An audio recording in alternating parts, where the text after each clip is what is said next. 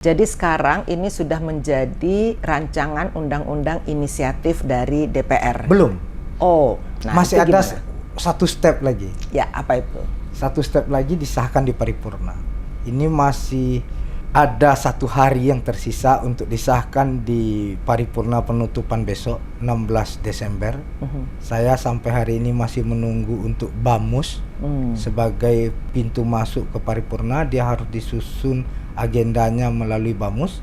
Maka saya piket ini dalam artian Jadi besok paripurna, sampai sekarang belum ada BAMUSnya. Nah, ini gimana nih, Pak? Biasanya BAMUS itu sehari sebelum paripurna, ya. Tapi saya sudah bersurat ke pimpinan, begitu pleno di Badan Legislasi selesai tanggal 8 Desember, sorenya langsung saya bersurat ke pimpinan untuk kemudian minta diagendakan di dalam paripurna terdekat.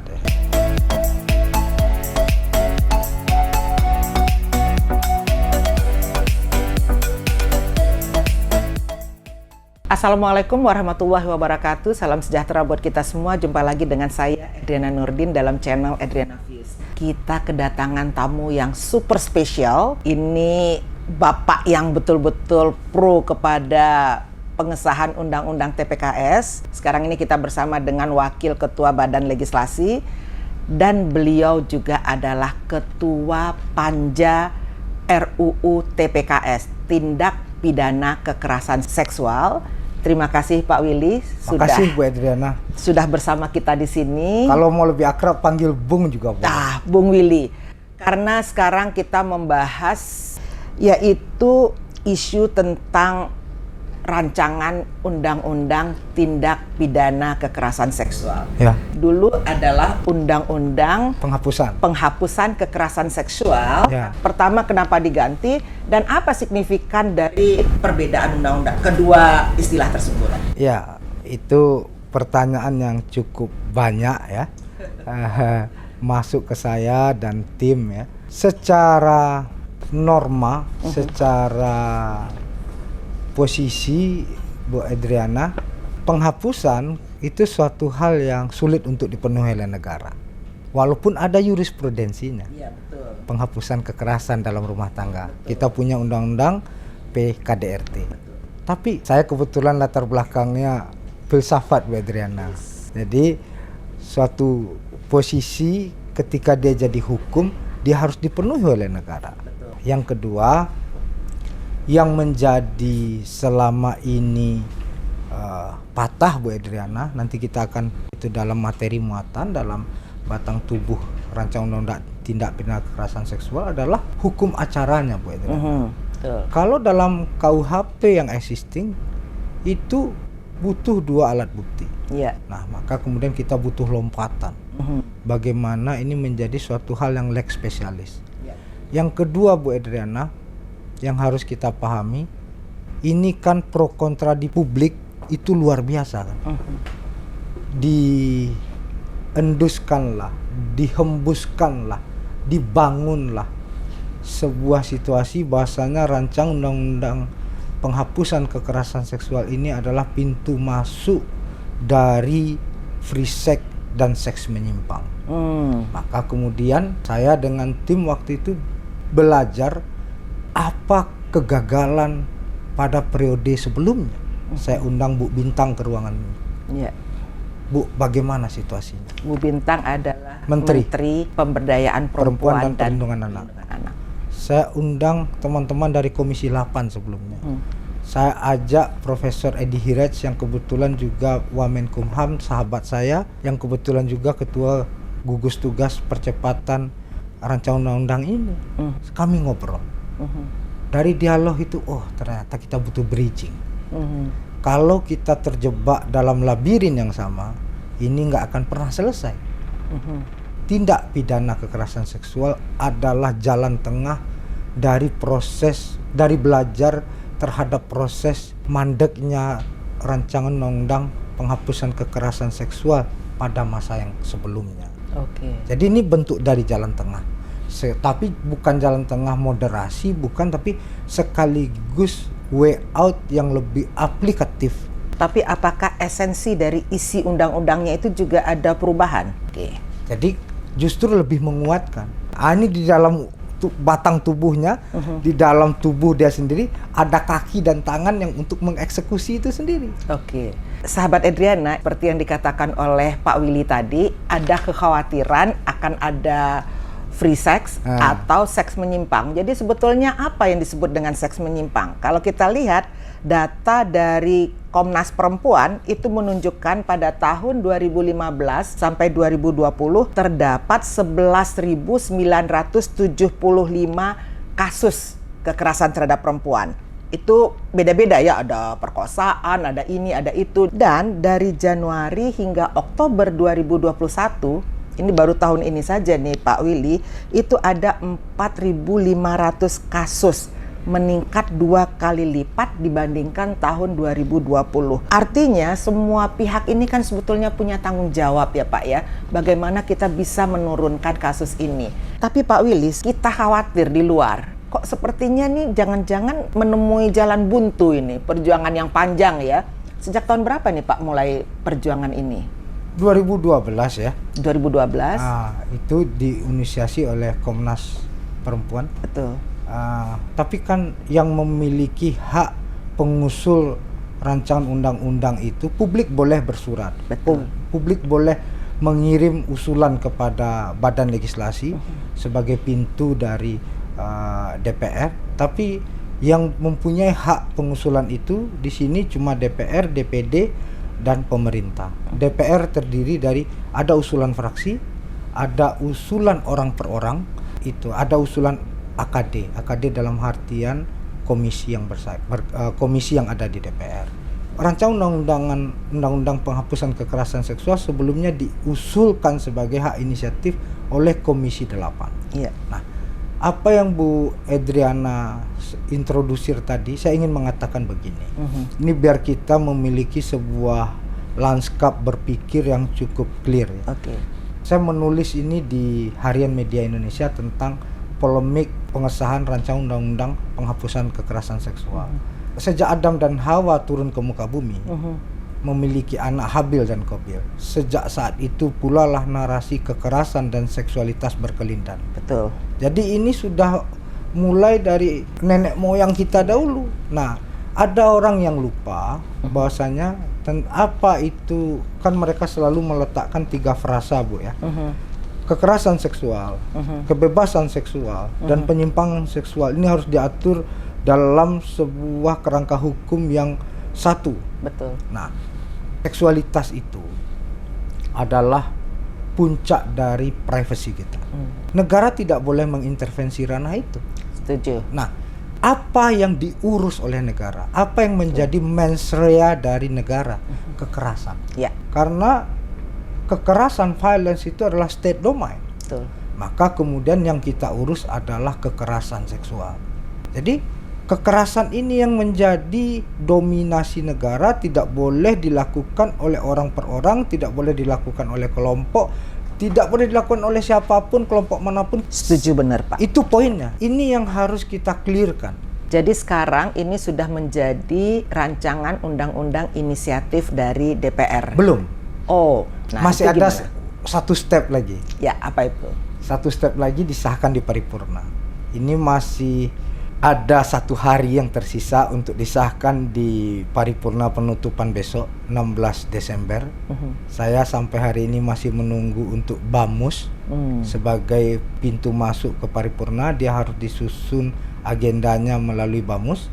Maka saya piket ini dalam artian jadi besok paripurna, sampai sekarang belum ada BAMUSnya. Nah, ini gimana nih Pak? Biasanya BAMUS itu sehari sebelum paripurna ya.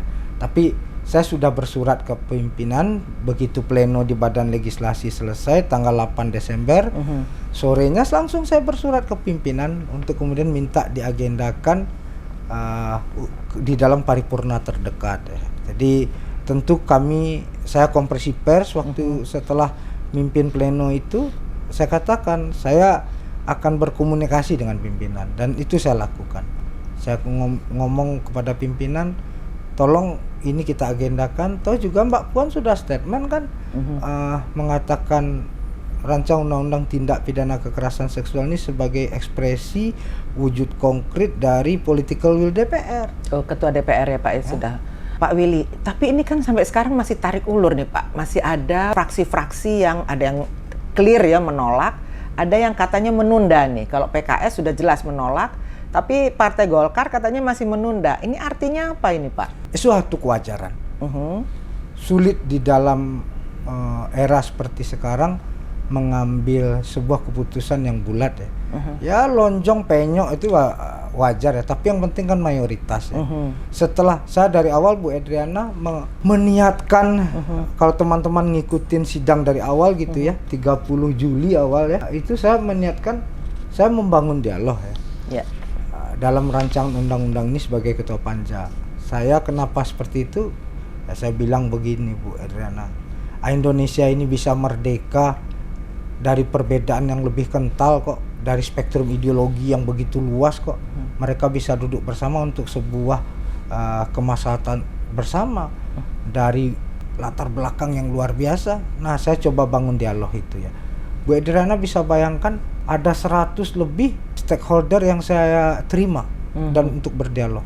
Mulai dari ulama, mulai dari ormas Islam, pendamping, LSM, individu, pakar dan lain sebagainya, 100 lebih.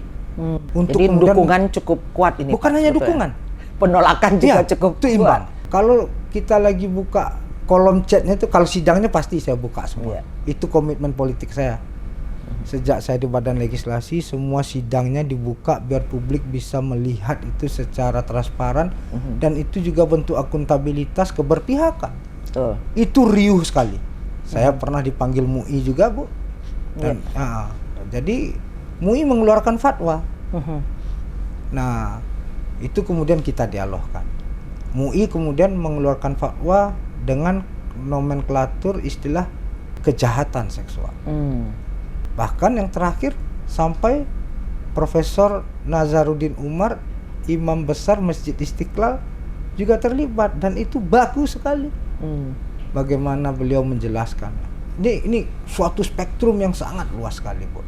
Nah, bagaimana dengan beberapa sikap fraksi yang masih menolak atau minta menunda?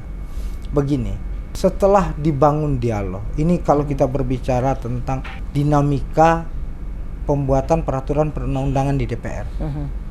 Kalau Amerika itu kan tradisinya clear ya. Ada lobbyis yang mengatakan, ini kita mau propose rancangan undang-undang nih, you mau ikut atau tidak. Itu solid tuh. Tinggal bakbuk terus lahirlah ini. Kalau di kita enggak. Kalau bahasa kampung saya itu Bu Edriana, satu sakaki itu ikut walaupun sedikit. Pak Willy dari Madura atau orang Padang? Ini satu sekaki orang Padang, karena saya dari kampung nih ternyata saya dengan Pak Willy nih. Jadi satu sakaki itu yang kemudian membuat semua diakomodir. Jadi semua apa yang menjadi ide PKS, walaupun mereka at the end menolak, saya ingin mengatakan frasa penghapusan seksual consent itu adalah proses akomodasi terhadap mereka. Tapi tadi menarik sebetulnya kalau kata Pak Willy. Sebetulnya kan hubungan seksual itu adalah di ranah privat, di ranah pribadi. Negara tidak bisa intervensi ke situ. Tapi kok justru sekarang ditarik-tarik gitu ya, ditarik-tarik keluar seolah-olah negara juga bisa masuk sampai ke ruang pribadi kita, ibaratnya ke kamar tidur kita gitu loh Pak ya. Tapi sebetulnya Pak Willy, definisi kekerasan seksual yang diusulkan Balik ini seperti apa sih? Karena sebetulnya kita sepakat semua tindak kekerasan itu kan tidak dibolehkan di muka bumi gitu ya. Nah, tapi kok ada satu tindak kekerasan yang menimbulkan berbagai interpretasi, definisi, keyakinan, kepercayaan. Nah, yang dipakai oleh Balik sebetulnya definisi kekerasannya seperti apa, Pak? Hampir sama dengan yang lazim. Nggak ada, cuma kita tambahkan kesusilaan itu sebagai bentuk kompromi terhadap. Jadi gini Bu Edriana, kita harus kemudian kadang-kadang ya kita bedakan. Karena kita inginnya dialog, maka kemudian tangan mencincang, bahu harus memikul. Itu Bu Edriana bisa lihat ya, dalam naskah itu sendiri, itu sangat azas ya. Itu diterima semua apa usulan teman-teman itu. Bagaimana peran keluarga dalam proses pencegahan ya. Walaupun sikap politiknya menolak ya saya hormati itu, tapi jangan menggunakan insinuasi. Itu nggak gentle bagi saya. Kenapa? Saya orang yang open mind kok. Saya lahir dari tradisi yang kosmopolitan. Dan kita semua untuk kemaslahatan publik. Oh, siapa sih yang mau dianggap kemudian merusak generasi? Ini saya membuat undang-undang ini kan bukan hanya untuk kepentingan fraksi, Bu Edriana. Untuk kepentingan ya, sampai ada teror pada saya, Bu Edriana. Kau pulang ke dapil dan pulang kampung nggak bisa. Kau pulang ke dapil ke Madura itu dianggap anti-Islam. Kau pulang ke kampung, ke Minangkabau sana, ke Tambangan di Mandailing sana juga tidak bisa. Karena Bu Edriana lihat itu, sekeliling saya Islam kental semua itu. Sesama orang Minang ternyata. Jadi ancaman dan teror seperti itu datang.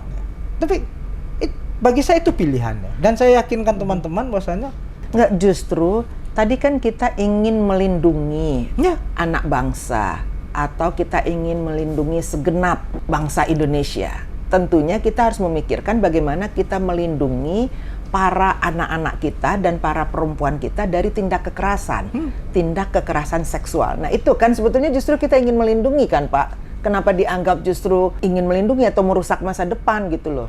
Cara berpikir teman-teman ini menganggap kekerasan seksual violence itu sebagai dampak. Penyebabnya adalah sebuah situasi yang bernama free sex, zina. Gini saya bilang, zina itu sudah ada di KUHP. Betul. Nah, jangan kemudian kita mencampur adukkan tadi. Betul. Itu kan memisahkan antara res publica dan res privata. Betul. Seksualitas itu res privata. Domain kita adalah res publica. Nah, teman-teman ini ingin kemudian memasukkan ini menjadi satu kesatuan yang utuh. Nggak bisa kata saya. Nah, akhirnya setelah dialog sekian panjang ya mendapatkan pandangan dari ahli ya kita sepakat pada ranah itu. Jadi udah kalau toh akhirnya EDN menolak ya silakan. Tapi kita bagaimana kan kebutuhan rancangan undang-undang ini dua Bu. Bagaimana keadilan bagi si korban. Betul. Itu yang paling penting. Undang-undang yang existing KUHP, PKDRT, Undang-undang Perkawinan, Perlindungan Anak, Tindak Pidana Perdagangan Orang, pornografi, ITE itu belum cukup memberikan legal standing untuk keadilan si korban dan sekaligus keadilan dan perlindungan terhadap korban dan sekaligus payung hukum bagi aparat penegak hukum untuk menindak pelaku. Menindak pelaku. Kenapa? Kita lihatlah kasus KPI, karyawan KPI datang ke polisi ya udah disuruh tabayun sama pimpinan. Korban disuruh tabayun dengan pelaku. Itu kan situasi dan posisinya saja sudah beda. Nah, itu kan mentok ya. Jadi karena ini terjadi seperti ini, polisi tidak bisa kita persalahkan, aparat penegak hukum tidak bisa kita persalahkan karena mereka law and order. Mereka hanya bisa bekerja ketika ada hukum yang menjadi dasar untuk mereka menindak. Nah, di sanalah upaya kita menghadirkan kepastian hukum dan perlindungan pada si korban, termasuk sekaligus proses pencegahan. Di dalam undang-undang itu juga ada itu tentang pencegahan. Ada bab khusus. Jadi kita ada sebenarnya apa sih kelebihan undang-undang ini? Kelebihan yang pertama, yang paling utama, dia punya hukum acara sendiri. Ini itu yang paling penting. Itu paling top markotop lah. Iya, betul. Di mana dengan satu alat bukti saja itu sudah bisa diproses. Yang kedua, ada bab khusus yang memberikan yang menjamin hak korban, hak keluarga si korban, dan hak saksi. Kita belajar dari apa? Baik Nuril, korban yang jadi tersangka. Betul. Jangan ini terjadi lagi. Betul. Kita belajar dari kasus Novia terakhir, ibunya minta maaf. Karena yang salah bukan anaknya. Bukan. Dan dia kemudian meminta maaf atas hal itu. Waduh. Betul. Anaknya korban dari masyarakat yang betul-betul tidak melindungi korban dan tidak berpihak kepada korban. Gini, ini kan memang di tradisi kita yang masih patriarki ini dianggap tabu, dianggap saru, dianggap aib gitu kan. Maka kemudian si korban sudah jatuh tertiban tangga, ditimpukin, disorakin, diisolasi, sudah cukup lah ya. Yang terakhir ada pencegahan. Ini yang kemudian menjadi pola kita yang sangat kuat di pencegahan itu, satu bagaimana peran keluarga, yang kedua peran komunitas, lingkungan, yang ketiga institusi-institusi, baik itu institusi pendidikan, korporasi dan lain sebagainya, dan yang terakhir saya masukkan nih, sebuah norma yang bernama literasi. Ya. Ini kalau kita mau sedikit reflektif Bu Adriana, kita terlalu heavy kepada policy dan advocacy. Ya. Ini semua teman-teman nih, ya harus usahkan undang-undang, pasti. Undang-undang penting, undang-undang perlu, sangat perlu. Habis itu advokasi korban gitu ya, banyak gitu ya. Ada dua hal yang kita lupa. Ini penting nih, advokasi dan policy kiri dan kanan. Tapi ada atas dan bawah, yang itu yang juga menjadi sebuah instrumen, literasi dan narasi. Saking usangnya narasi kita Bu, itu narasi Marah Rusli dengan narasi Kampung Ibu itu Siti Nurbaya. Iya. Bayangkan, saking miskinnya narasi kita, masih narasi kawin paksa itu Siti Nurbaya. Saking miskinnya narasi kita, terutama narasi tentang seksualitas. Dan sekarang ini hampir ulang tahun yang ke-10 ini, undang-undang ini ya Pak ya. Hampir ulang tahun yang ke-10, semoga nggak sampai ulang tahun yang ke-10 sudah disahkan. Begitu lamanya perdebatan yang ada di ruang DPR tentang narasi. Nah sekarang itu udah perubahan nih, perubahan dari judulnya nih, dari RUU PKS TPKS menjadi RUU TPKS sekarang. Itu dari perubahan judul itu, ini apakah memperlancar atau mempercepat yang ada di DPR Pak, pengesahan? Ibu Karena lihat aja, makin hari kasus makin banyak nih ya, Pak. Kalau kasus seperti fenomena gunung es, Betul. itu yang muncul di permukaan itu hanya pucuknya saja. Sedikit dari realita yang ada. Banyak Betul. sekali. Selama ini yang berani ngomong, yang muncul permukaan ini kan tidak banyak. Betul. Nah, kalau kita mau objektif Bu Adriana, proses ini dibalik cukup cepat. Nah. Lihat Juli, kan ini baru masuk perubahan prolegnas kan, baru ditarik barangnya kan, langsung diproses, jalan sampai hari ini. Tentu kita berharap yang tadi Bu Adriana bilang, apa yang menjadi concern publik, apa yang menjadi kebutuhan publik, tentu harus gayung bersambut dengan political will DPR. Ya tentu kita harap, saya pun di sini udah memproses ini ya.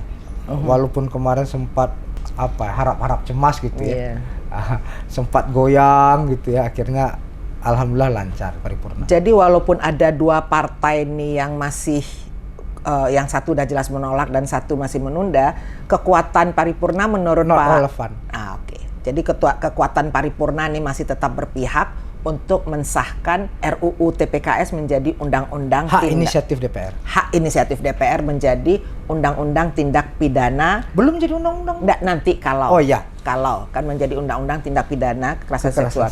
Karena tadi seperti yang Pak Willy katakan, ini kan fenomena gunung es.